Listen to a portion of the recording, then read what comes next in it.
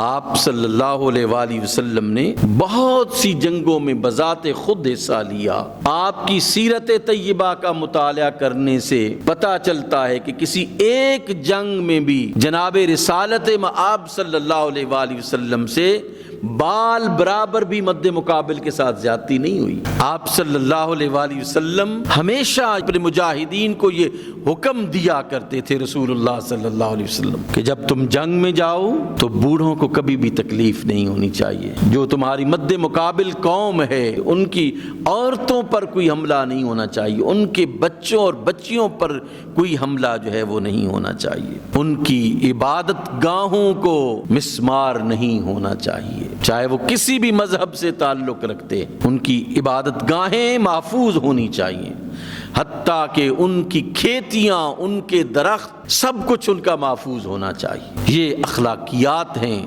جو جناب رسالت مآب صلی اللہ علیہ وآلہ وسلم نے اپنے مجاہدین کو عطا فرمائے۔ یہ اصول اور یہ ضابطے خود جناب رسالت مآب صلی اللہ علیہ وآلہ وسلم نے سکھائے اپنے مجاہدین کو۔ پھر سیدنا ابو بکر صدیق رضی اللہ تعالیٰ عنہ کا جب دور آیا تو ان اصولوں کے ساتھ ساتھ انسانیت کی بقا کے لیے، انسانیت کی عظمت کے لیے اور اصول جو ہے وہ وضع ہوئے۔ سیدنا ابو بکر صدیق رضی اللہ تعالیٰ عنہ نے فرمایا کہ مجاہدین میں سے کوئی بھی کبھی بھی کوئی خیانت نہ کرے، امانت دار ہونا چاہیے، ایک مجاہد کو امانت دار ہونا چاہیے اور ایک مجاہد کو ظالم نہیں ہونا چاہیے۔ اور آپ نے فرمایا کہ انسانی جانوں کی، اپنے دشمنوں کی بھی تم لاشوں کی بھی حرمتی نہیں کرو گے، ان کی لاشوں کی بھی عزت و توقیر کا خیال رکھو۔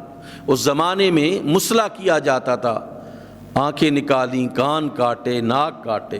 آپ صلی اللہ علیہ وآلہ وسلم نے پہلے دن سے ہی یہ ارشاد فرما دیا تھا کہ اپنے آپ کو مسئلے سے بچانا، اگرچہ ہلکے کتے کا بھی مسئلہ کرو گے تو وہ بھی درست نہیں ہے اللہ کے نزدیک۔ اس حد تک اللہ کے رسول صلی اللہ علیہ وآلہ وسلم نے ارشاد فرمایا۔ تو وہ تمام چیزیں جو انسانی شرف کے خلاف ہیں، اللہ کے رسول نے منع فرمایا ان تمام چیزوں سے، ان اصولوں اور ضابطوں کو مقرر فرمایا جہاں انسانی شرف برقرار رہتا۔ یاد رکھیے یہ بڑی بات ہے، یہ انسان کی ہزاروں سال کی تاریخ میں اللہ کے نیک بندوں اور اللہ کے دین کو ماننے والے لوگوں نے کیا، کسی دوسرے نے نہیں کیا۔ اس کو انسانی شرف کو برقرار رکھا، چاہے وہ انسان مسلم ہے چاہے وہ غیر مسلم ہے۔ انسانی شرف کی بڑی بات ہے جو آج پامال ہوتا ہوا آپ کو نظر آتا ہے۔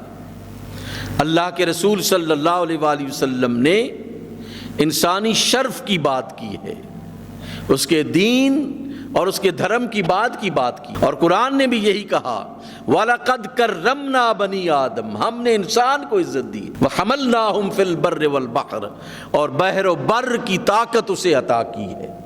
بحیثیت انسان قرآن نے بھی دیکھا ہے کہ اس کے ساتھ زیادتی نہیں ہونی چاہیے، چاہے وہ مسلم ہے چاہے وہ غیر مسلم ہے۔ اس لیے فرمایا کہ انسانوں کی لاشوں کی بھی بے حرمتی تم نہیں کرو گے، لیکن خود جناب رسالت مآب صلی اللہ علیہ وآلہ وسلم کے ساتھ، آپ کے عزیز و اقارب کے ساتھ جنگ احد میں سید الشہداء امیر حمزہ رضی اللہ تعالیٰ عنہ کے ساتھ کیا کیا گیا، لیکن آپ صلی اللہ علیہ وآلہ وسلم کی پوری تاریخ میں کوئی ایک واقعہ بھی کوئی شخص نہیں بتا سکتا کہ آپ نے انسانی شرف کو پامال کیا۔ کبھی بھی انسانی شرف کو آپ صلی اللہ علیہ وآلہ وسلم نے پامال نہیں کیا۔